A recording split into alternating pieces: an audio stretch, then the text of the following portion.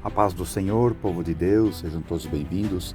Estou começando mais uma aula aqui pelo canal Casa do Pão. E a proposta nessa série é comentar as lições bíblicas da CPAD, do segundo trimestre de 2025, onde o tema é E o Verbo se fez carne. Jesus sob o olhar do apóstolo do amor. Um comentário sobre o Evangelho de João. E hoje, dia 1º de junho de 2025, a lição número 9. Onde diz, eu sou o caminho, a verdade e a vida.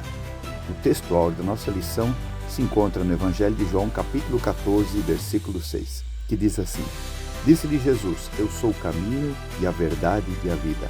Ninguém vem ao Pai, senão por mim. E a verdade prática, a imagem de Jesus Cristo como o caminho, a verdade e a vida, reforçam a nossa fé e consolida a nossa comunhão com Deus. Que não tem como eu chegar ao Pai sem Jesus Cristo. Se você está em Cristo, você chegará a Deus. E a introdução da nossa lição, hoje comentaremos o capítulo 14 do Evangelho de João, mais precisamente o versículo 6, que é a base forte da nossa fé. Sabemos que não estamos nesse caminho por mérito, mas somente porque o Evangelho do nosso Senhor Jesus Cristo se manifestou em nossa vida. E o tópico 1 da nossa lição, consolo e promessa do Senhor Jesus Cristo. E a parte 1 do tópico 1, o caminho, a verdade e a vida. No capítulo 14 do Evangelho de João, eles já haviam feito a ceia, a última ceia antes da crucificação de Jesus, e o clima era tenso, era pesado, porque Jesus, sendo 100% Deus, mas também 100% homem, estava com o coração triste, porque sabia tudo que ele ia passar. Os discípulos não entendiam quando ele falava da sua partida, porque na mente deles e no coração ainda havia a questão da esperança messiânica, porque viam Jesus Cristo como o libertador de Israel, como aquele que libertaria Israel do jugo romano.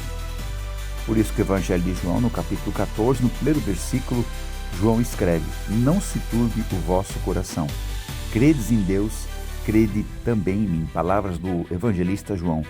Mas por que o coração deles não devia ficar pesado, preocupado, entristecido? Porque era para eles crerem em Deus, mas também crerem em Jesus. E Jesus fala por que era necessário, era importante crer nele. Porque na casa do Pai do Senhor Jesus, havia muitas moradas. E Jesus diz, se não fosse assim, eu teria dito, pois vou preparar-vos lugar. E no versículo 3, Jesus ainda continua, e se eu for e vos preparar lugar, virei outra vez e vos levarei para mim mesmo, para que onde estiver, estejais vós também. Então Jesus está dizendo para os seus discípulos que mesmo com toda a preocupação deles, eles deviam confiar em Jesus, crer em Jesus e crerem também em Deus, porque o que estava preparado para eles é muito maior do que qualquer coisa que eles tinham aqui na terra. E Jesus continua dizendo para eles que eles sabiam o caminho e sabiam para onde Jesus iria, porque eles conheciam o caminho. E Tomé diz para Jesus, Senhor, nós não sabemos para onde vais, como podemos saber o caminho? Então Jesus dá uma declaração sobre a sua divindade, como eu sou, uma das mais poderosas do Novo Testamento. Eu sou o caminho, a verdade e a vida. Ninguém vem ao Pai senão por mim. Então, se os discípulos estavam com Jesus, estavam no caminho. Se estavam com Jesus, estavam na verdade. E se estavam com Jesus, eles tinham a vida eterna. Parte 2 do tópico 1. Consolo num cenário de angústia. No Evangelho de João, capítulo 12, versículo 27, Jesus fala que ele está com a sua alma perturbada. Essa palavra perturbada quer dizer uma comoção interna, a ponto de tirar a calma mental, onde você não consegue raciocinar direito. Como homem, Jesus sentia o peso da missão, mas como Deus, ele sentia a necessidade da missão, impulsionada pelo amor que ele tinha pela humanidade. Ele sabia que essa era a missão que ele tinha aqui na terra, que o Pai enviou para ele para isso. Inclusive, nesse mesmo versículo 27, ele diz que para esta hora ele venho. Então nada impediria Jesus de salvar a humanidade. Então, mesmo que Jesus estivesse com o coração perturbado, com a alma angustiada, ele sabia que tudo aquilo que ele iria passar para um bem maior. A nossa salvação não foi conquistada com simplesmente algum ato de heroísmo ou de coragem, mas foi conquistada por um ato de amor, de entrega pelo ser humano, por mim e por você. Parte 3 do tópico 1. Uma promessa gloriosa. Essa é a grande promessa do cristão, morar com Deus, porque o que Jesus fala para os seus discípulos, não somente para os seus discípulos, para nós também, quando ele diz, na casa de meu Pai há muitas moradas.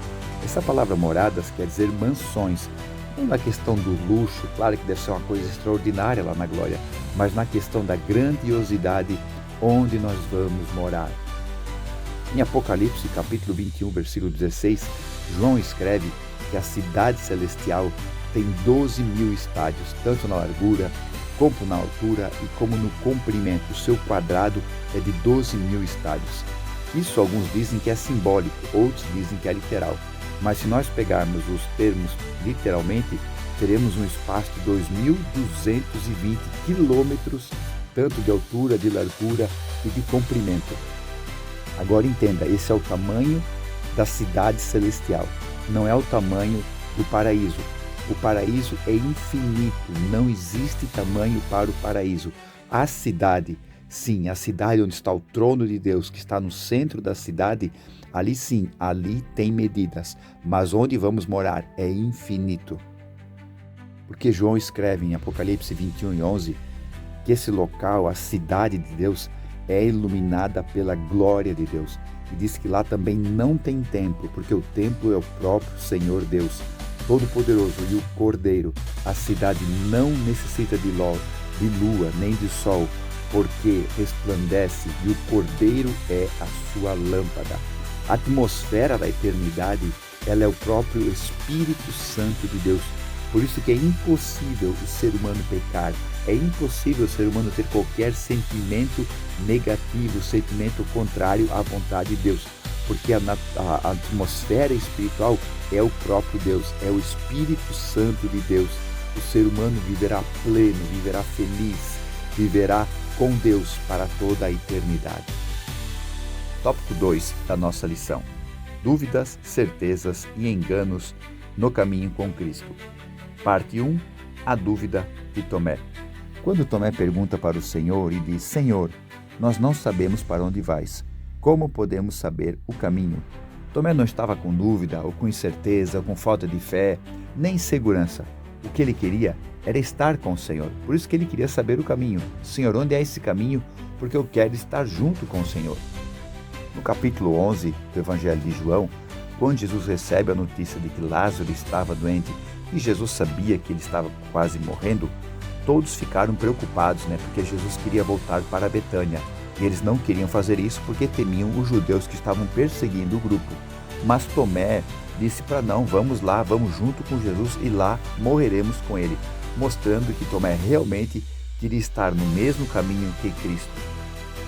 E sempre falamos que Tomé foi um homem sem fé. Quando falamos de pessoas com incredulidade, colocamos Tomé no meio dessas pessoas, relacionamos Tomé com eles.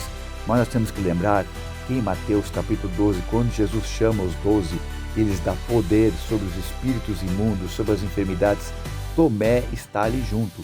E Tomé sai e realiza os mesmos milagres que Pedro, Tiago, João, Bartolomeu, Mateus, os mesmos milagres. Então não podemos entender que Tomé realmente era um homem incrédulo. Somente as circunstâncias é que poderiam mudar o coração da pessoa. Mas Tomé sim era um homem de fé que agia conforme a vontade do Senhor. E quando vemos Tomé perguntar o caminho para o Senhor, ele foi o único que se manifestou. Porém, os discípulos também tinham esta dúvida. E quando Jesus diz quem ele é, o verdadeiro caminho, a verdadeira verdade e a verdadeira vida, Jesus está dizendo para eles: sigam-me e vocês vão encontrar o Pai. Parte 2 do tópico 2. Incertezas de Pedro e Felipe. Pedro, no capítulo 13, do versículo 36 ao 38 do Evangelho de João, também queria saber o caminho. Tanto é que ele disse para Jesus: Senhor, para onde vais? Jesus respondeu para ele: para onde eu vou não podes seguir-me agora, mas depois seguirás. Falando daquilo que Jesus faria e que depois Pedro também, como seu seguidor, repetiria aquilo que Jesus fez. Porém, Pedro disse para Jesus neste momento: porque não posso seguir agora? Por ti darei a minha vida. Pedro, entendendo que Jesus queria ir para o lugar e queria fazer algo sozinho, e Pedro, pela sede que ele tinha do Senhor, ele queria estar junto com Jesus. Ele disse que daria a vida. Só que Jesus, conhecendo como o coração de Pedro ainda não estava 100% com ele, disse para Pedro: na verdade te digo, que não cantará o galo enquanto não tiveres negado 3 vezes. Já Felipe também mostrava a sua questão da dúvida, porque no mesmo Evangelho de João 14:8, Felipe diz para Jesus: Senhor, mostra-nos o Pai, que é o que importa. Porque Jesus disse para eles: se vocês me conhecessem, vocês conhecerão o Pai. Por isso que Felipe fez essa pergunta, porque ele realmente queria saber quem era o Pai. Onde que Jesus responde para Felipe: estou há tanto tempo convosco e não me conheceste, Felipe. Quem vê a mim, vê ao Pai. Como é que tu pode falar: mostra-nos o Pai? Nós temos que entender uma coisa. Eles eram discípulos. A palavra discípulo quer dizer aluno. Eles estavam sendo preparados para a continuação da pregação do Evangelho. Eles não estavam prontos ainda. Jesus ficou 3 anos e meio preparando eles. E no dia que Jesus foi preso, mostra como eles não estavam preparados ainda. Porque quando Jesus foi preso no Getsemane, todos eles saíram correndo, saíram com medo. Mas depois Jesus ressuscitou, encontrou com eles e ficou durante 40 dias ensinando eles. E dali então 10 dias foram cheios do Espírito Santo, aí sim foram pregar o Evangelho a todas as nações. Parte 3 do tópico 2. O engano de Judas Iscariotes. Para começar aqui o nosso comentário de Judas Iscariotes, o sobrenome dele, Iscariotes, tem 2 interpretações. Uma que quer dizer Queriote, que era uma região da Judéia, que era talvez pelo fato de Judas ser o único daquela região, então relacionavam ele com esse nome, como tipo Paulo de Tarsus, então Judas Iscariotes, relacionando ele com esse nome. Esse é a interpretação mais aceita, mas existe outra, que essa palavra Iscariotes vem do termo sicários, que era um grupo extremista zelote que combatia os romanos através de guerrilhas. Então supõe-se que Judas ou já fez parte desse grupo ou que ele tinha uma relação com esse grupo. Tanto é que quando ele foi denunciar, entregar Jesus aos sacerdotes, a intenção dele não era trair Jesus, mas sim levar Jesus a iniciar a revolução contra os romanos. Então, como eu já falei, podemos ver que todos os discípulos, todos os alunos do Senhor Jesus estavam sendo preparados para uma grande obra que se iniciou ali depois de Jesus partir para o céu, onde em Atos 2 eles foram cheios do Espírito Santo e foram pregando o Evangelho a toda a criatura, onde, e pela misericórdia de Deus, chegou até as nossas vidas.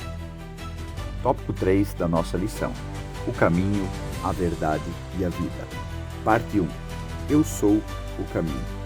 O termo eu sou é Jesus fazendo uma alusão ao eu sou o que sou de Êxodo capítulo 3, versículo 14, quando o Senhor se apresenta a Moisés. O Evangelho de João, ele vem principalmente combatendo uma heresia que dizia que Jesus não vem em carne, ele parecia ser de carne, ele era um espírito, onde que essa difusão desse ensino trouxe problemas para a igreja no primeiro século, mas como a igreja do Senhor Jesus ainda realmente tinha a direção do Espírito Santo, Deus levanta homens para combater essa heresia.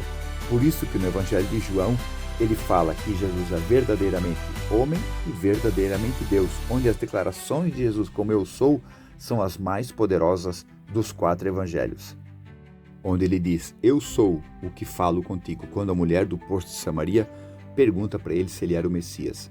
E na continuação do evangelho ele vai se declarando como eu sou. Eu sou o pão da vida, eu sou a luz do mundo, eu sou o que testifica de mim mesmo, eu sou de cima.